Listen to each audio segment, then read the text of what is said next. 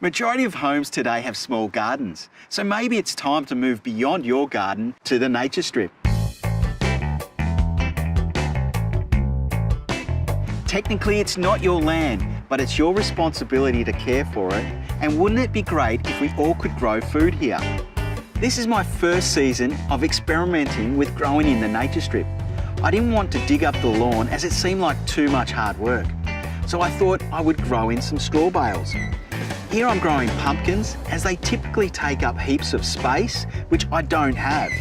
Firstly, you need a straw bale. Place some cardboard underneath the straw bale. Start by watering, soaking the straw bale for 3+ days, then add an organic fertiliser and water in over the next week. Then plant into the straw bale, no soil required, just that of the seedling planted, and there you have it.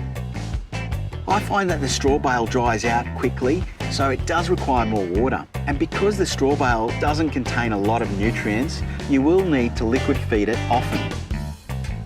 And last thing, remember it is public land and you have to be considerate of others. After all, you're not only growing food, but the community. Say hi and get to know your neighbours.